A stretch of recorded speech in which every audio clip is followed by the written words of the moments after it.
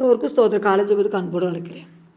விழுந்து போன உங்களுடைய கூடாரத்தை மறுபடியும் எடுப்பித்து, பழுதாய் போனதை மறுபடியும் சீர்படுத்தி, மறுபடியும் ஒரு குடும்பத்தை ஆசீர்வதிக்க போகிறார்.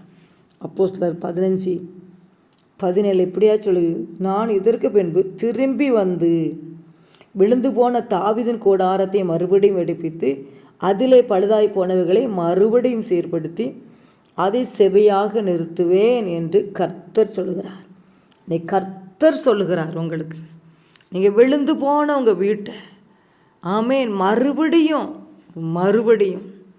உங்கள் குடும்ப வாழ்க்கை விழுந்து போச்சா, உங்கள் பிள்ளைடைய வாழ்க்கை விழுந்து போச்சா, உங்கள் கூடாரம் உங்கள் வீட்டில் ஆமேன் சதி திட்டங்கள், மனுஷனுடைய சதி திட்டங்கள், மந்திரவாத திட்டங்கள் உங்கள் கூடாரத்தை உங்கள் வீட்டை உடச்சி போட்டுட்டா, காலையில் மறுபடியும் கர்த்தர் எடுப்பிக்க போகிறார்.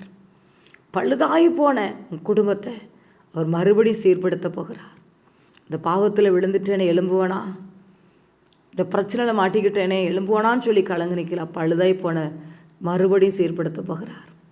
எந்தெந்த காரியத்தில் அவங்க குடும்பம் பழுதாய் போயிட்டோ, மக்கள் நிமித்தமாய் பழுதாய் போனதோ அதை சீர்படுத்த போகிறார். மறுபடியும் குடும்பத்தை என்ன செய்கிறாரு, ஆசீர்வதிக்க போகிறார். ஹல்லேலூயா. இந்த வார்த்தையை நீங்கள் சொல்லுங்கள் தேவனுடைய பிள்ளைகளே. என் குடும்பத்தை கர்த்தர் ஆசீர்வதிக்க போகிறார்.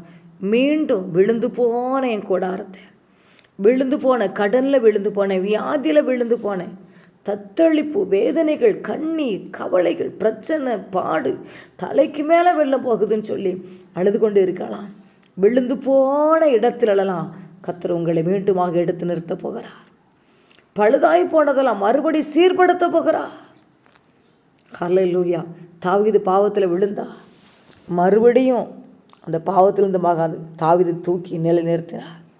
எங்கள் குடும்பத்தையும் நீங்கள் அழுது கொண்டு இருக்கலாம். என் குடும்பம் பழுதாகி போச்சு, வியாதி வந்ததுனால் பழுதாகி போச்சு, பாவத்து நிமித்தம் பழுதாக போச்சு என்று சொல்லி அழுது கர்த்தர் திரும்பமாக உங்களை மன்னித்து, திரும்பமாக உங்களை சீர்படுத்தி குடும்பத்தை ஆசீர்வதிக்க போகிறார். இப்படி வல்லமை இறங்கிட்ட வார்த்தையின்படி விழுந்து எந்தெந்த இடத்துலாம் நம்மளை இப்படி விழுந்து போனோம், அந்தந்த இடத்துலாம் இப்படி வீட்டை ஆசீர்வதிங்கப்பா. வெட்கம், அவமானம் தாங்க முடியலப்பா. பாடு, பிரச்சனை, கடன்கள், வியாதி நெருக்குது, இப்படி திருமணம் நடக்கல, அவமானம், கேள்பிரண்டு பாய்பிரண்டு சொல்லி பிள்ளை கீழ்ப்படிய மாட்டுக்கு அவமானம். இன்றைக்கி ஒரு விஷயம் மனம் இறங்க, கூடாரத்தை மறுபடி எடுப்பீங்கப்பா. இப்படி படிக்க வைங்க, நல்லா துதிக்க வைங்க இசப்பா. ஹல்லேலூயா. பணம் கொடுத்து ஆசீர்வதிங்கப்பா, சந்தோஷம் மகிழ்ச்சி கொடுத்து ஆசீர்வதிங்கப்பா. மறுபடியும் சீர்படுத்தும், மறுபடியும் இந்த குடும்பத்தை ஆசீர்வதிங்கப்பா. மறுபடி விழுந்து போன இடத்துலலாம் தலை நிமிர செய்யுங்க இசப்பா.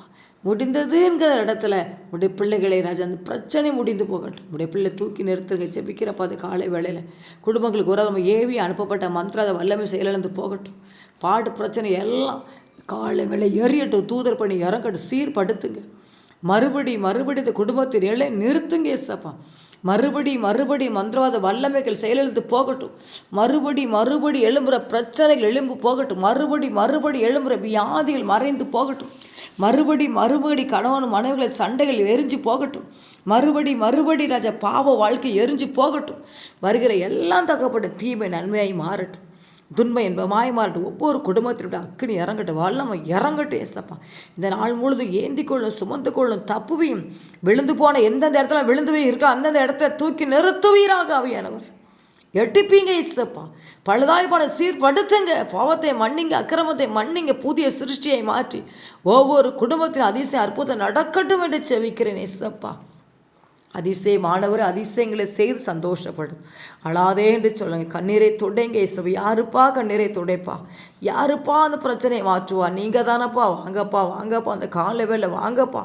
ஒவ்வொரு வீட்லேயும் வந்து அதிசயங்களை செய்யும். விழுந்து போன இடத்துலலாம் தலையை உயர்த்தி காட்டுங்க இயேசப்பா. மறுபடி பண்ணப்படுற எல்லா இக்கட்டுகளுக்கும் விலக்கி காத்துக்கொள்ளுங்க.